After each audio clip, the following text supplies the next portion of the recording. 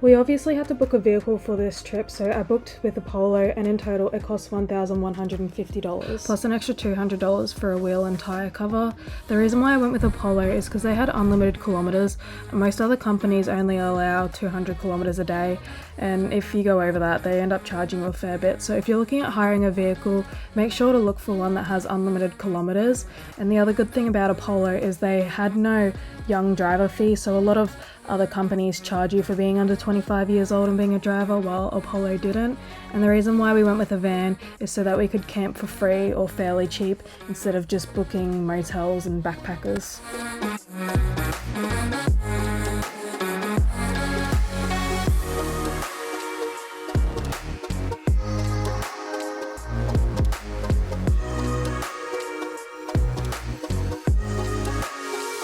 After exploring the Pinnacles, we were pretty hungry, so we drove down to the Seabreeze Cafe for a feed, and it was one of the best burgers I've had in a long time. So if you're on the road and you want a good feed, get it from here because they were pretty good. And the guy who served us also told us about Lake Thesis, which was only about a 2-minute drive down the road, so we went and checked that out.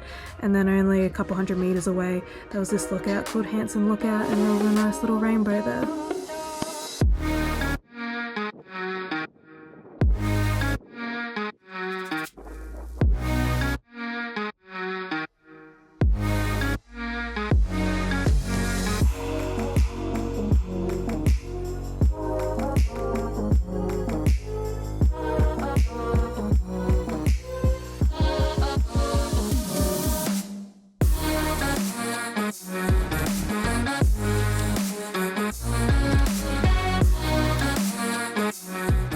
First meal, sausage sandwich. You look delightful with your grandpa glasses. Sorry. Are you happy to finally be featured in one of my videos? Yes, and not walking around just in the background.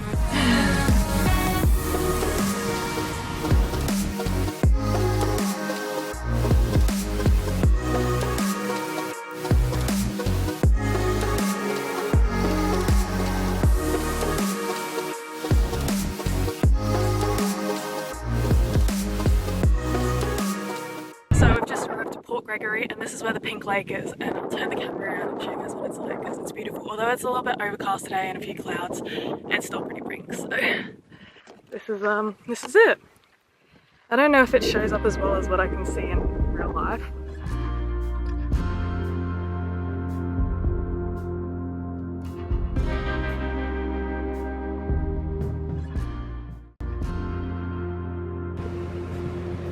Sam and beer. Today will be the 11th. 11th, yeah. So you can see it was only found a couple days ago. Yeah, first geocache.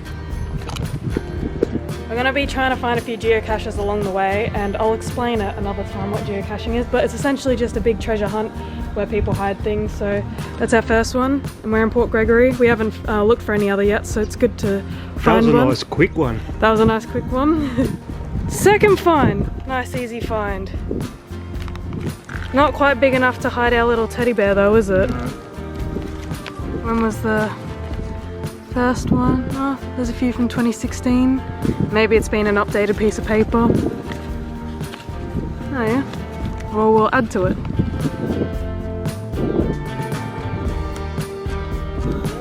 What was that? 11th.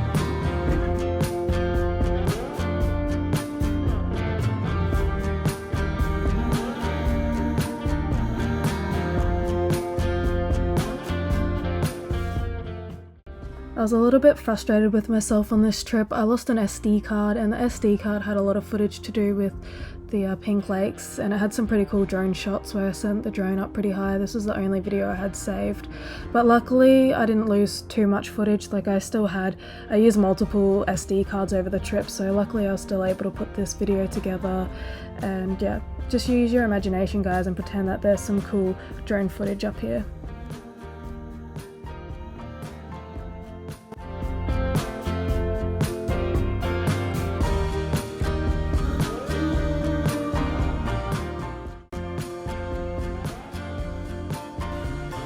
What do you rate my cooking skills?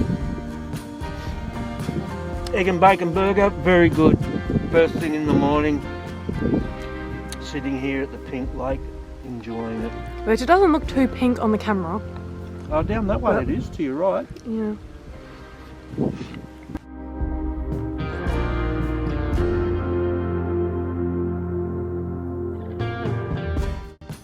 On our way to Kalbarri, we stopped off at a few of the lookouts like Natural Bridge, Island Rock Lookout and Red Bluff Lookout. There were a lot of humpbacks in the distance, and having binoculars would have been a good idea. There's also a boardwalk that links most of these lookouts together. And then we went to Red Bluff where we found our next geocache, which was a pretty cool sneaky little hide. You found it! Show them. Show them. No, show them what the other side looks like. Where was it? Just there. That's a good one. That was a nice one. Please do not take this.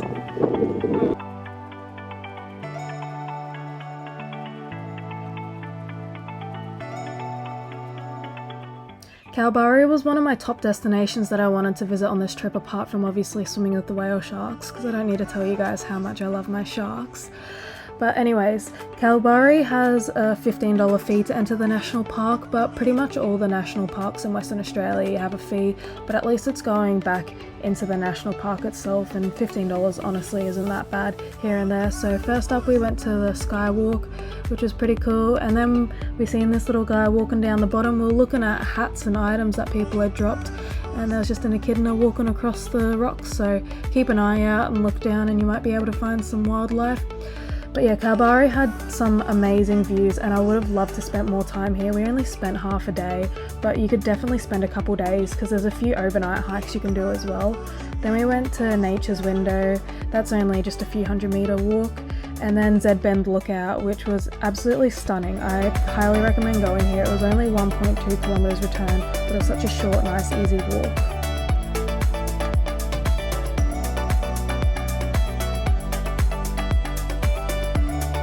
So what's on the menu tonight?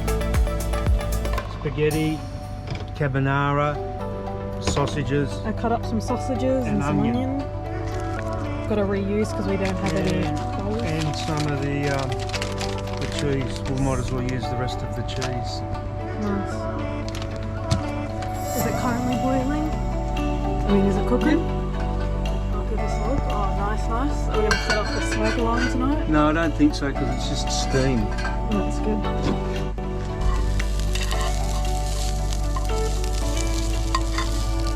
Instead of spaghetti and meatballs, it's spaghetti and sausages.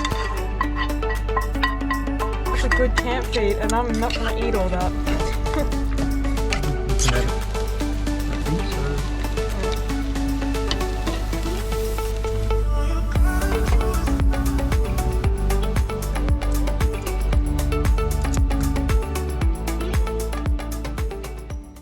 We spent the night at the Billabong roadhouse, where they have free camping, free toilets, showers and a restaurant there too, so it's a pretty good spot to stop off at while you're on the road. But anyways, we woke up nice and early, well before the sunrise, to get to Monkey Mia to do the dolphin feeding.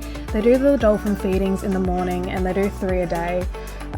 They're a wild animal, so there's not like a specific time of when the dolphin feeding starts, but anywhere from I guess 8 to 12. And also shout out to this cool dog that was just chilling on the front of the boat. He looked pretty cool. We were pretty lucky and the dolphins ended up coming first thing in the morning, so we didn't have to wait around too long.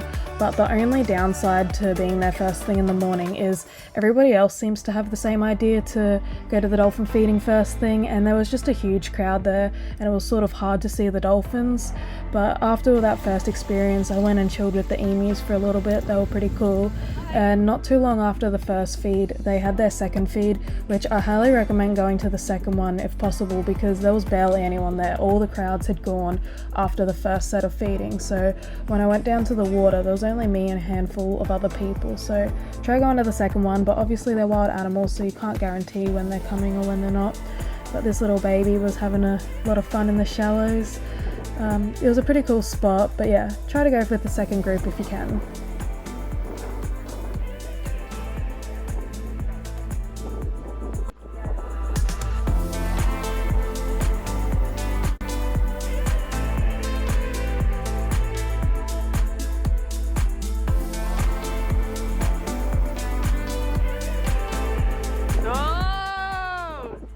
It's a little bit obvious when there's like all these rocks piled up. There we go. Alright, so we're currently in Monkey Mire and we've just found our 4th geocache. I can't remember exactly how many. But so for those of you that don't know what geocaches are, like some geocaches have these trackables in it. So this one somebody placed in a geocache over in the UK back in 2008. And so it has like a little number on it that you can see. I don't know if it will focus on it, but pretty much if you go onto geocaching.com and you type in that number, you can see the places and all the people that have picked it up and where it's traveled to. So I picked it up on the sunny coast and then I'm dropping it off here in WA into this container.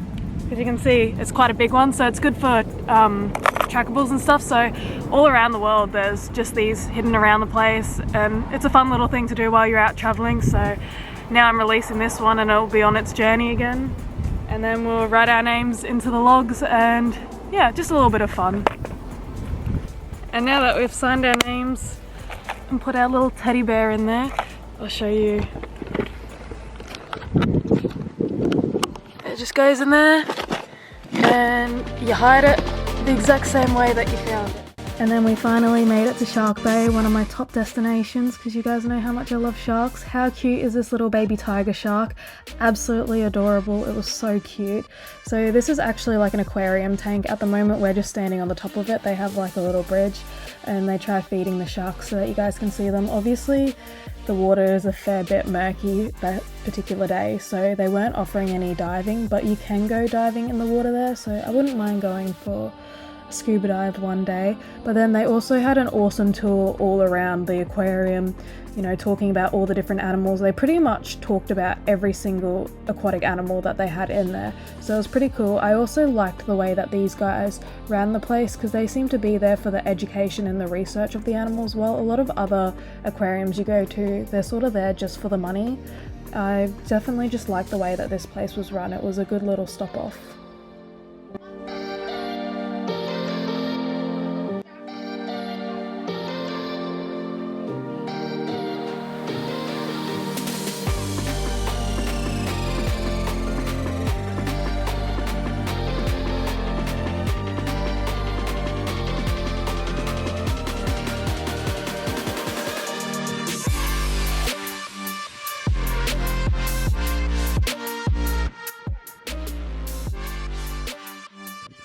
What have you just found?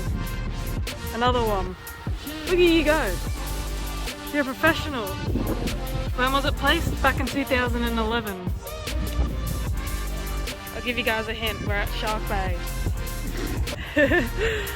And it's near the boat.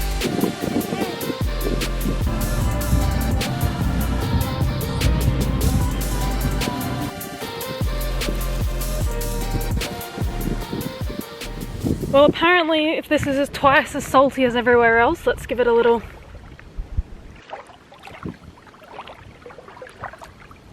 It tastes like salt water. Is it a lot more salty? It actually kind of does. Like not an extreme amount, but we didn't bring any salt on this camping trip, so maybe we should take a bottle of this, boil it, and we'll finally have some salt to make our food taste a little bit better.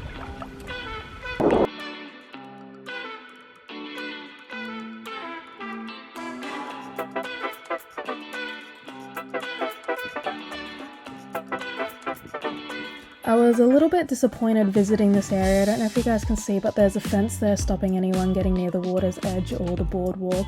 So obviously there was a pretty bad storm that happened back in 2021 and you can see half of the boardwalk is missing. So I can understand why it's closed. I just wish there had been more information on pamphlets saying that the area was closed, because it was a bit of a waste of time going there because you're not able to actually see anything. I was just glad I had my drone and I was able to throw it up and see something, but just from behind the fence you can't see anything, so just double check that it's actually open. It doesn't look like they're doing any work on it anytime soon, so who knows how long it'll be out of action for. After a day of exploring Shark Bay, we headed into, where are we? The Overlander. The Overlander petrol station. Yeah, what's it called? Roadhouse. Yeah. Look at that sausage roll. Have you ever seen such a fat sausage roll? Like, it is so small, yet fat. It looks like a meatloaf.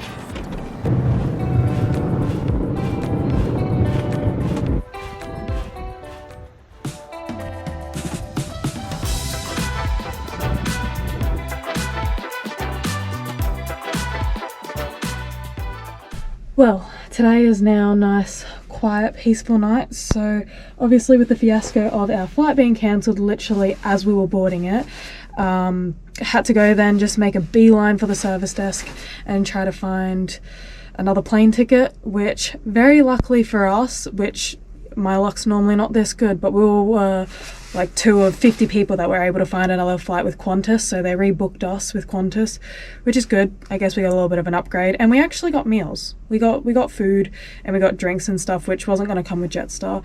But yeah, so there was that, and then picking up this rental car.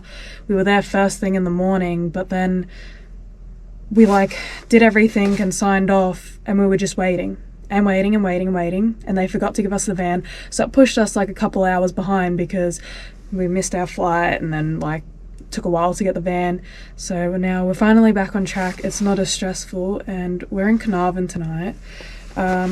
Just stayed at like the cheap caravan caravan park here. It was like $35 a night. We just had a shower. It's my first shower on this trip, so it's good to get into some clean clothes.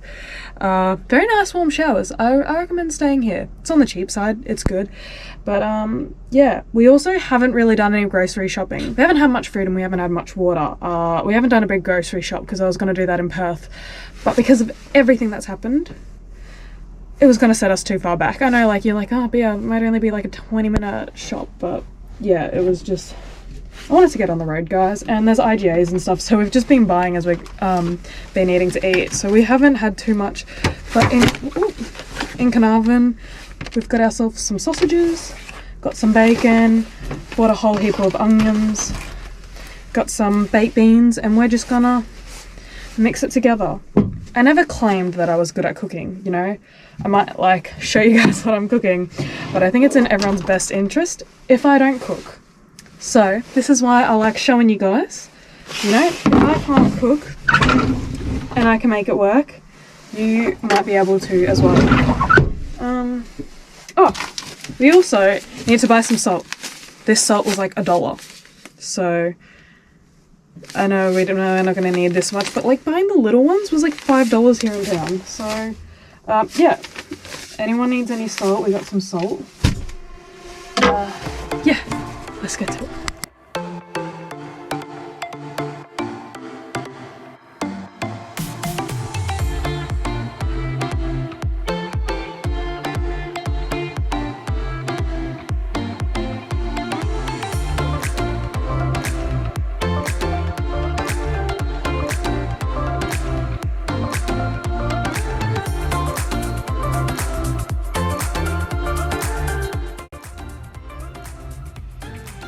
Day 4, we went down to the cactus gardens where there's this pretty cool whale carcass at the front.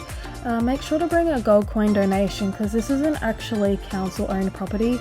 This is somebody's house and this is pretty much just their front yard.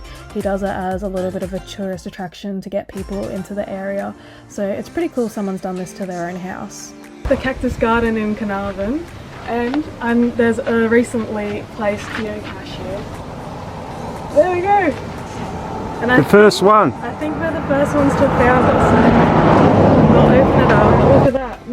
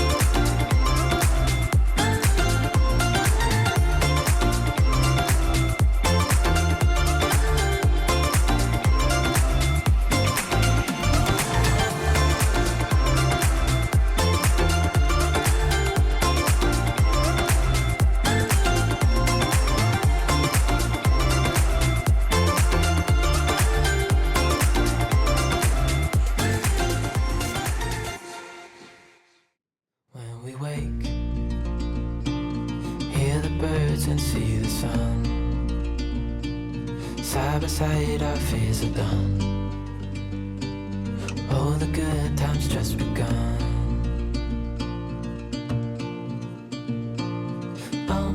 We know what we have, let's hold on tight. Found what we're looking for in life.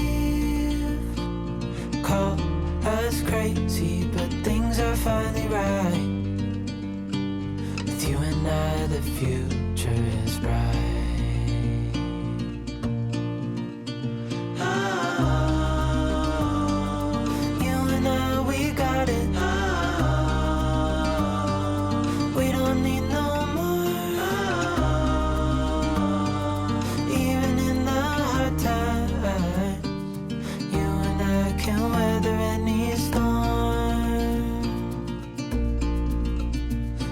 Sleep,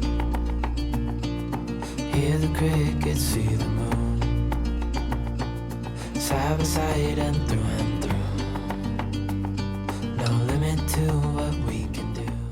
This for a geocache, this is a nano-sized one. So we're currently at Exmouth watching the sunset. Well, it's just set. So because it had just set, I decided to go out and look for it. And look at the sunset. But I somehow got to wrap my hand on this.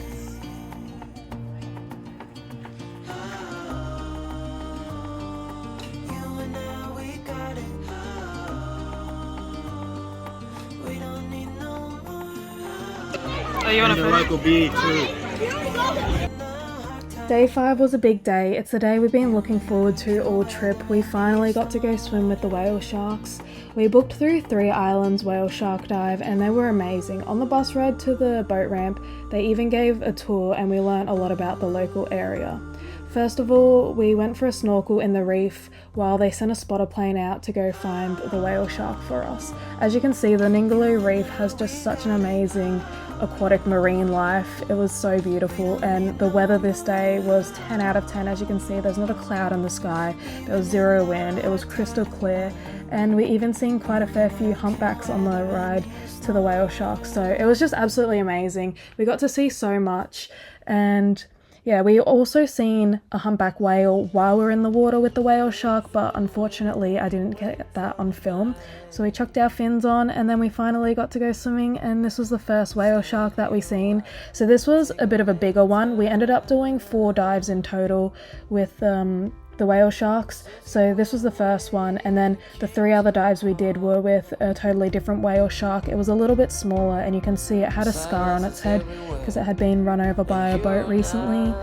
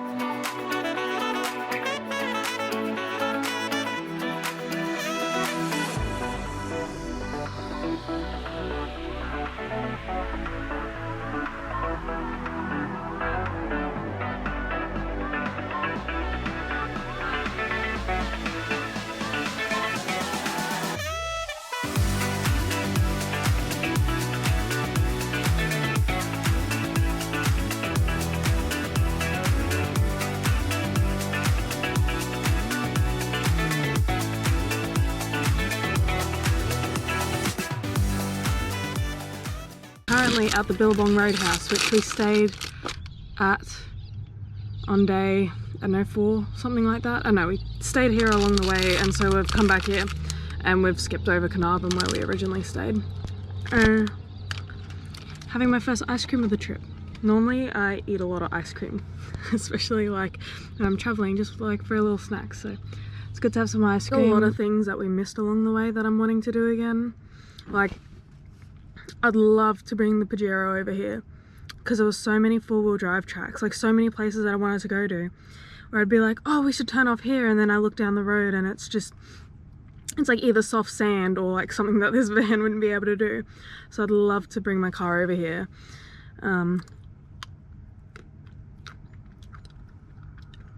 It's just quite a big trip, but yeah, no, I would really like to do that. Might have to look into investing in a rooftop tent. They're very expensive. I never really wanted one because it's like makes the car very top heavy, but I kind of want to travel here now in the Pajero, so might have to look into getting a rooftop tent.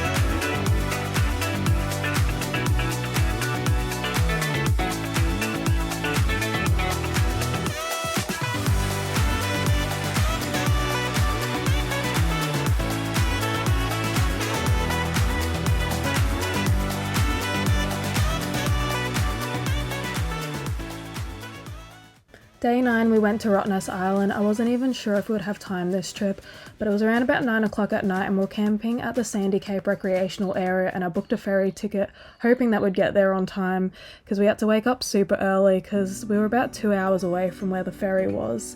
But I took my snorkeling gear with me and I went for a snorkel in Little Salmon Bay, which was really nice, and the water was actually incredibly warm. There's supposedly some current that goes through Rottnest Island that's a couple degrees warmer than what it is on the mainland, so snorkeling was really nice even in wintertime. But I'll tell you what, getting out of the water was a totally different thing. My body completely shut down and I swear I was having some sort of hypothermic shock because I felt physically sick. It was just so cold with the wind especially on me, so just keep that in mind if you're going for a swim in wintertime. It's super duper cold. And then we also got to see the sea lions. Sorry for the really bad footage, I had to zoom in quite a fair bit to be able to see them, but also the most west side of the island is shut at the moment, so the sea lions were the most west that we could see at that point. We also hired a bus ticket for around the island because it was actually cheaper than hiring the bikes, but if I went in peak season, I would probably purchase the bikes because the bus can only go as fast as what the people on the bikes on the road are doing. So it was a little bit slow because of the bikes on the road. And then we seen a little quokka. It had a little baby. I don't know if you call it a joey or not.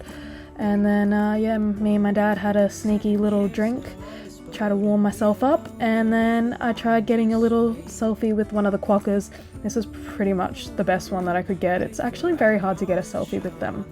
And also, why did nobody tell me how cute quokkas are when they sleep? Look at it. It's like tucked up in a tiny little ball. So there's just quokkas asleep all over the island, curled up in these really cute little balls. I think there should be more photos and videos out there of what quokkas look like when they're sleeping.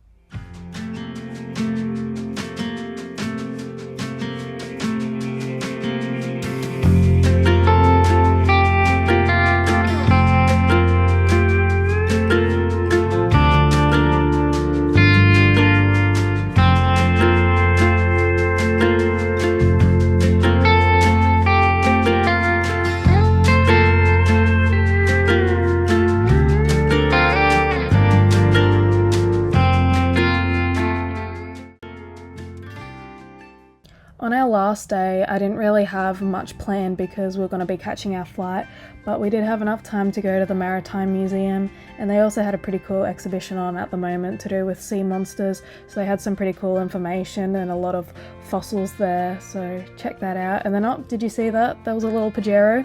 There's a Pajero at the museum, so this archaeologist must be a really cool dude because he drives a Pajero. I don't know, I just found it funny seeing a Pajero at the museum. And then I'm also a massive kid at heart, so I seen a colouring in and I just had to do it. And then you can see you scan it and it projects it up so it sort of looks like it's swimming in an aquarium sort of thing. And as you can see, my drawing is definitely the best one there. Look at how cute angry he is. And I obviously had to represent be a 4x4 by writing it on the side. Oh, and then I seen some megalodon teeth, which I was pretty excited about. And then I found an actual shark colouring in, so I also had to do that. Yeah. The Maritime Museum was okay, but I definitely preferred the Shipwrecks Museum, which is just around the corner, a lot more.